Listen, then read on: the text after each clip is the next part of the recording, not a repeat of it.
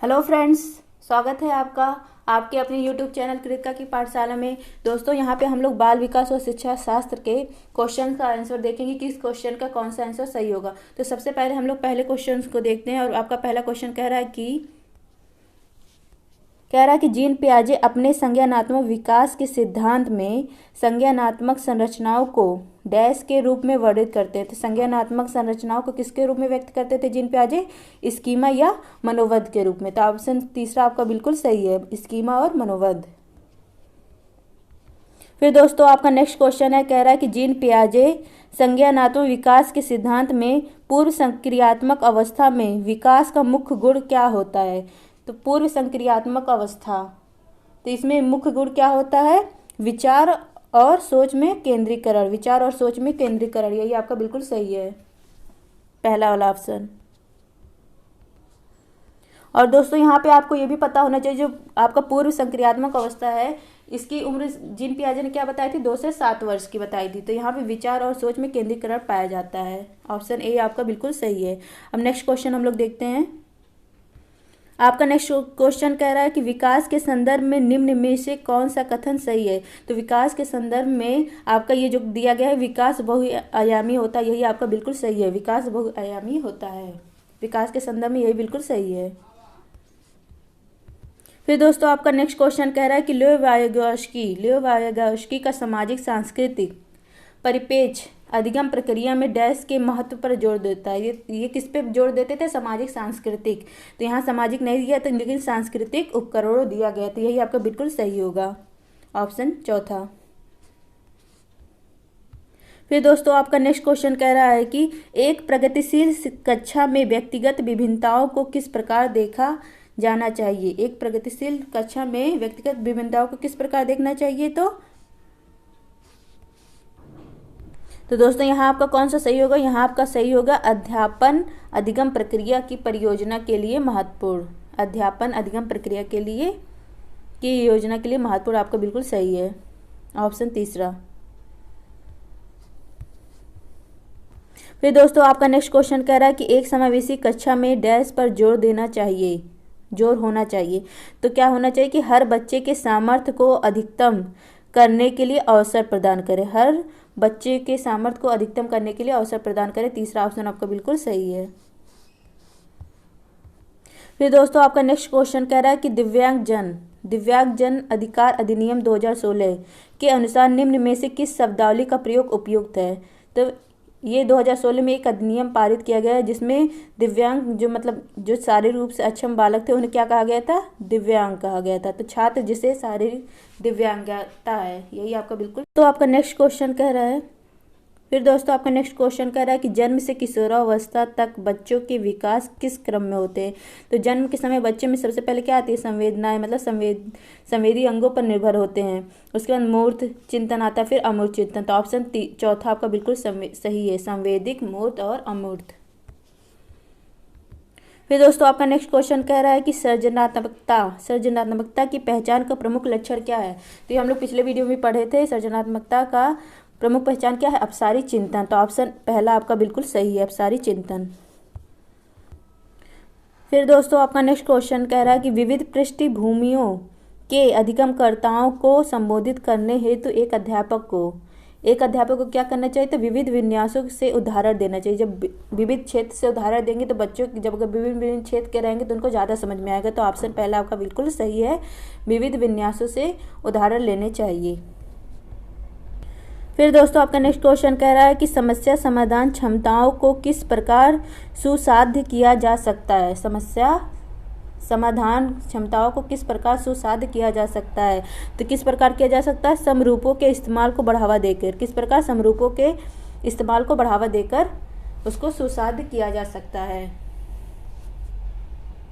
फिर दोस्तों आपका नेक्स्ट क्वेश्चन कह रहा है कि अधिगम कठिनाइयों से जूझते छात्रों की जरूरतों को संबोधित करने के लिए एक अध्यापक को क्या नहीं करना चाहिए? जो अधिगम की कठिनाई से जूझ रहे हैं छात्र, उसको संबोधित करने के लिए एक अध्यापक को क्या नहीं करना चाहिए? तो ये आपका ऑप्शन बिल्कुल सही है, शिक्षा शास्त्र और आकलन की जटिल संरचनाओं का प्रयोग नहीं करना चाहिए। तो यही ऑप्शन आपका बिल्कुल सही है कि शिक्षा शास्त्र और आकलन की जटिल संरचनाओं का प्रयोग।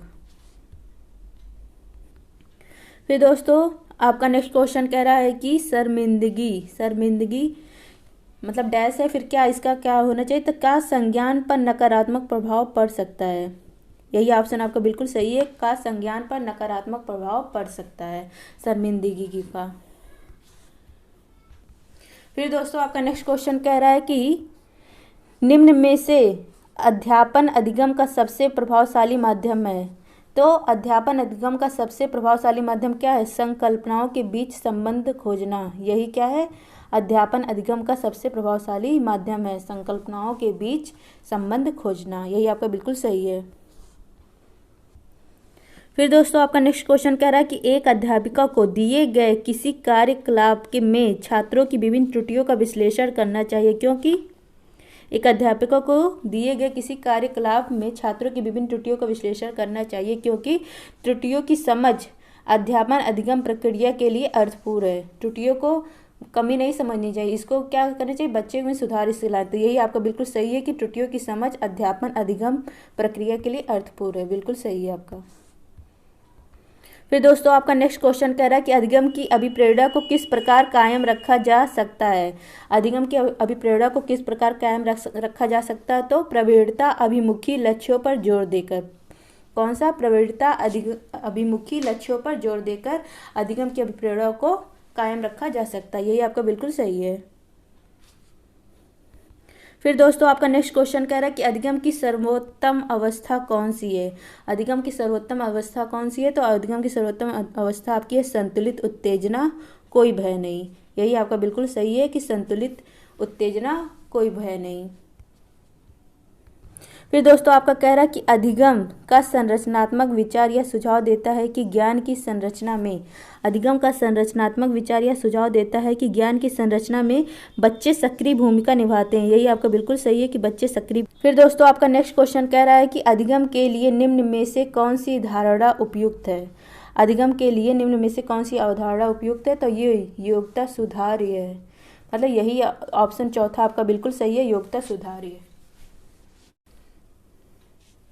फिर दोस्तों आपका नेक्स्ट क्वेश्चन कह रहा है कि निम्न में से कौन सी परिपाटी विद्यार्थियों में संकल्पनात्मक समझ में बढ़ोतरी करने में सहायक है। तो संकल्पनात्मक समझ में बढ़ोतरी करने में कौन सा सहायक है, अन्वेषण और संवाद। अन्वेषण में से होता है खोज और संवाद में से होता है बातचीत। जब बच्चे खोज और मतलब बातचीत करेंगे तो उनकी संकल्पनात्मक समझ में क्या होगी, बढ़ोतरी होगी। तो ऑप्शन तीसरा आपका बिल्कुल सही है। फिर दोस्तों आपका नेक्स्ट क्वेश्चन कह रहा है कि बच्चों को सीखने में कठिनाई होती है। बच्चों को सीखने में कठिनाई होती है जब सूचना को अलग अलग टुकड़ों में प्रस्तुत किया जाता है। तो बच्चों को सीखने में क्या होती है, कठिनाई होती है जब सूचना को अलग अलग टुकड़ों में प्रस्तुत किया जाता है। इसका यही राइट आंसर है। फिर दोस्तों आपका नेक्स्ट क्वेश्चन है, कह रहा है कि मूल्यांकन पद्धतियों का लक्ष्य होना चाहिए। तो मूल्यांकन पद्धतियों का लक्ष्य क्या होना चाहिए, विद्यार्थियों की जरूरतों एवं आवश्यकताओं की पहचान करना। विद्यार्थियों की जरूरतों और आवश्यकताओं की पहचान करना मूल्यांकन पद्धतियों का लक्ष्य होना चाहिए। यही बिल्कुल सही है। नेक्स्ट क्वेश्चन आपका कह रहा है कि बच्चों के विकास की व्यक्तिगत विभिन्नताओं को किस पर प्रतिरोपित किया जा सकता है। तो बच्चों की व्यक्तिगत विभिन्नताओं को किस पर प्रतिरोपित किया जा सकता है, आनुवंशिकता और पर्यावरण की अंतर संबंधित जो क्रिया होती है उस पर। मतलब ऑप्शन आपका तीसरा बिल्कुल सही है, आनुवंशिकता एवं पर्यावरण की पारस्परिकता। फिर दोस्तों आपका नेक्स्ट क्वेश्चन कह रहा है कि एक कार्य के दौरान सायना स्वयं से बात कर रही है कि वह कार्य पर किस प्रकार प्रगति कर सकती है। लेव वाइगोस्की के भाषा और चिंतन सोच के बारे में दिए गए विचारों के अनुसार इस तरह का व्यक्तिगत वाक्य क्या दर्शाता है। तो क्या दर्शाता है, स्वनियमन। स्वनियमन क्या दर्शाता है, स्वनियमन। फिर दोस्तों आपका नेक्स्ट क्वेश्चन है कि एक प्रगतिशील कक्षा में क्या होना चाहिए। एक प्रगतिशील कक्षा में आपका ज्ञान की संरचना के प्रचुर मौके प्रदान करने चाहिए। ज्ञान की संरचना के प्रचुर मौके प्रदान किए जाने चाहिए। नेक्स्ट क्वेश्चन है दोस्तों, नेक्स्ट क्वेश्चन है आपका कह रहा है कि एक गतिविधि के दौरान छात्रों को संघर्ष करते देख एक अध्यापिका बच्चों को संकेत और इशारे जैसे क्या, क्यों, कैसे प्रदान करने का फैसला लेती है। लेव वाइगोस्की के सिद्धांत के अनुसार अध्यापिका यह योजना क्यों करती है? अधिगम के लिए पाठ और आधारभूत संरचना का काम करेगी, इसलिए करती है। तो यही ऑप्शन आपका बिल्कुल सही है, अधिगम के लिए पाठ और आधारभूत संरचना का काम करेगी। ऑप्शन पहला आपका बिल्कुल सही है। फिर दूसरा क्वेश्चन आपका कह रहा है कि एक खेल क्रिया के दौरान रोहन को चोट लगी। यह देखकर उसके पिता ने कहा, लड़कियों की तरह व्यवहार न करो, लड़के रोते नहीं है। पिता का यह कथन क्या दर्शाता है? लैंगिक रूढ़िवादिताओं को दर्शाता है। किसको? लैंगिक रूढ़िवादिताओं को दर्शाता है। ऑप्शन चौथा आपका बिल्कुल सही है। फिर दोस्तों आपका नेक्स्ट क्वेश्चन कह रहा है कि बहुबुद्धि सिद्धांत जोर देता है कि बुद्धिमत्ता विभिन्न दशाएं हैं। बुद्धिमत्ता की विभिन्न दशाएं हैं, क्योंकि बुद्धि आपकी कैसी है? बहुआयामी होती है। ऑप्शन दूसरा आपका बिल्कुल सही है। कौन सा? बहुबुद्धि की विभिन्न दशाएं हैं। फिर नेक्स्ट क्वेश्चन आपका कह रहा है कि लॉरेंस कोहेल वर्ग के सिद्धांत के अनुसार किसी कार्य को इसलिए करना क्योंकि दूसरे इसे स्वीकृति देते हैं नैतिक विकास के चरण को दर्शाता है। तो नैतिक विकास के चरण को प्रथागत को दर्शाता है। ये आपका कौन से इंग्लिश में कहें तो कन्वेंशनल, प्रथागत, ये आपका क्या कहलाता है? ये इसमें अच्छा लड़का अच्छी लड़की वाला जो आता है, तो वो आपका ऑप्शन ए पहला बिल्कुल सही है, प्रथागत।